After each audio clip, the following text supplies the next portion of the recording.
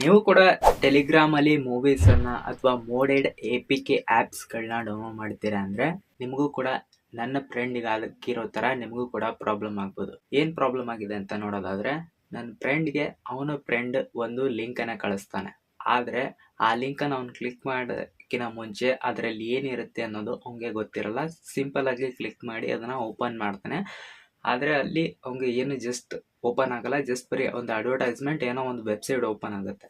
ಇವಾಗ ಅವನ ಮೊಬೈಲ್ ನಂಬರಿಂದ ಅವನ ಕಾಂಟ್ಯಾಕ್ಟ್ ಲಿಸ್ಟಲ್ಲಿ ಯಾರ್ಯಾರೆಲ್ಲ ಇದ್ದಾರೆ ಅವ್ರಿಗೆ ಅನ್ವಾಂಟೆಡ್ ಮೆಸೇಜಸ್ಸು ಮತ್ತು ಫೇಕ್ ವೆಬ್ಸೈಟ್ ಲಿಂಕ್ಸ್ಗಳು ಶೇರ್ ಆಗ್ತಾ ಇದೆ.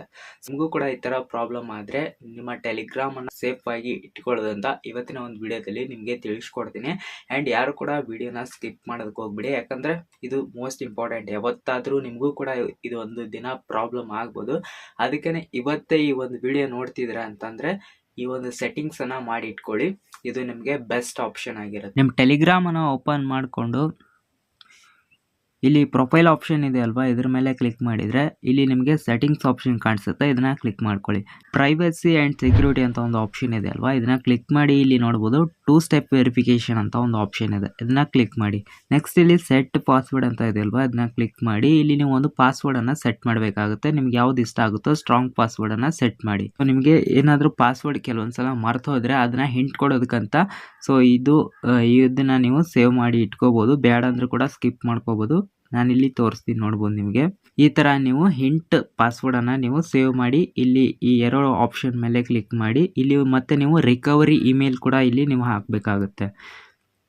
ಸೊ ನಾನಿಲ್ಲಿ ರಿಕವರಿ ಇಮೇಲ್ ID ಕೂಡ ಹಾಕಿದ್ದೀನಿ. ಸೊ ಈ ಒಂದು ರಿಕವರಿ ಇಮೇಲ್ IDಗೆ ಒಂದು OTP ಬರುತ್ತೆ. ಆ OTP ನೀವು ಇಲ್ಲಿ ಹಾಕಬೇಕಾಗುತ್ತೆ. ಈ ಥರ ಟೆಲಿಗ್ರಾಮಿಂದ ನಿಮಗೆ ನಿಮ್ಮ ಜಿಮೇಲ್ಗೆ ಈ ಒಂದು OTP ಬರುತ್ತೆ. OTPನ ಕಾಪಿ ಮಾಡಿಕೊಂಡು ನೆಕ್ಸ್ಟು ಇಲ್ಲಿ ಬಂದು ನೀವು ಅದನ್ನು ಪೇಸ್ಟ್ ಮಾಡಿ.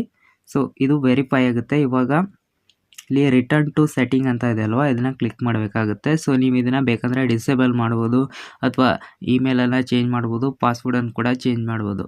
ಸೊ ಇವಾಗ ನೆಕ್ಸ್ಟ್ ನೋಡೋದಾದರೆ ಪಾಸ್ಕೋಡ್ ಲಾಕ್ ಅಂತ ಇದೆ ಅಲ್ವಾ, ಇದನ್ನ ಕ್ಲಿಕ್ ಮಾಡಿ. ಇದನ್ನು ಕೂಡ ಎನೇಬಲ್ ಮಾಡಿ. ಸೊ ಇದು ಇಲ್ಲಿ ನೀವು 4 ಡಿಜಿಟಿಂದು ಒಂದು ನಂಬರ್ ಇಡಬೇಕಾಗುತ್ತೆ. ನಿಮ್ಗೆ ಏನು ಇಷ್ಟ ಆಗುತ್ತೆ ಅದನ್ನು ನೀವು ಇಲ್ಲಿ ಪಾಸ್ವರ್ಡನ್ನು ಸೆಟ್ ಮಾಡ್ಬೋದು.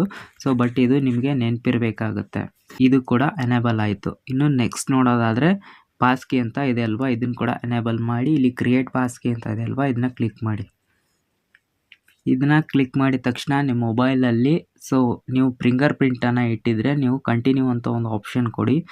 ಸೊ ನಿಮಗೆ ಇವಾಗ ನಿಮ್ಮ ಮೊಬೈಲಲ್ಲಿ ಫಿಂಗರ್ ಪ್ರಿಂಟನ್ನು ಇಟ್ಟಿದ್ರೆ ಫಿಂಗರ್ ಪ್ರಿಂಟನ್ನು ಕ್ಲಿಕ್ ಮಾಡೋದಕ್ಕೆ ಆಪ್ಷನ್ ಬರುತ್ತೆ, ಅದನ್ನ ಕ್ಲಿಕ್ ಮಾಡಿ. ಸೊ ಇವಾಗ ಇದು ಸೆಟ್ ಆಗುತ್ತೆ. ಸೊ ನೋಡ್ಬೋದು ಪಾಸ್ಕಿ ಇವಾಗ ಸೆಟ್ ಆಗಿದೆ. ಸೊ ಇವಾಗ ಪಾಸ್ಕಿ ಕೂಡ ಸೆಟ್ ಆಗಿದೆ. ಸೊ ಈ ಥರ ಎಲ್ಲ ಆಪ್ಷನ್ ಎನೇಬಲ್ ಮಾಡಿದರೆ ನಿಮ್ಮ ಟೆಲಿಗ್ರಾಮನ್ನು ಯಾರಿಗೂ ಕೂಡ ಹ್ಯಾಕ್ ಮಾಡೋದಕ್ಕೇ ಆಗಲ್ಲ. ಸೊ ಇನ್ನೊಂದು ಇಲ್ಲಿ ನೋಡ್ಬೋದು ಡಿವೈಸ್ ಅಂತ ಇದೆ ಅಲ್ವಾ, ಡಿವೈಸ್ ಆಪ್ಷನ್ ಮೇಲೆ ಕ್ಲಿಕ್ ಮಾಡಿ. ಸೊ ಇಲ್ಲಿ ನಿಮಗೆ ಡಿವೈಸ್ ಒಂದೇ ಇರಬೇಕು. ಇಲ್ಲಿ ನೋಡ್ಬೋದು ನಂದು ಒಂದೇ ಇದೆ. ಇಲ್ಲಿ ಏನಾದರೂ ಡಬಲ್ ಇದ್ದರೆ ಆ ಒಂದು ಡಬಲ್ ಇದ್ದಿದ್ದನ್ನು ನೀವು ಕ್ಲಿಕ್ ಮಾಡಿ ಡಿಲೀಟ್ ಮಾಡಬೇಕಾಗುತ್ತೆ, ರಿಮೂವ್ ಮಾಡಬೇಕಾಗುತ್ತೆ.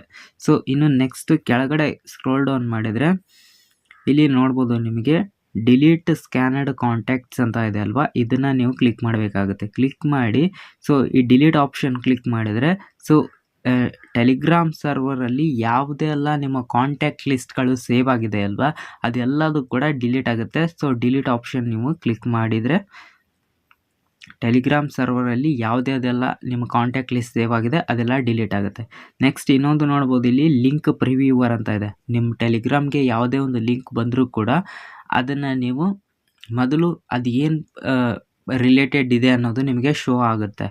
ಸೊ ಇದನ್ನು ನೀವು ಎನೇಬಲ್ ಆಗಿರಲ್ಲ, ಇದನ್ನು ಎನೇಬಲ್ ಮಾಡಬೇಕಾಗುತ್ತೆ. ಸೊ ಈ ಥರ ಎನೇಬಲ್ ಮಾಡಿ.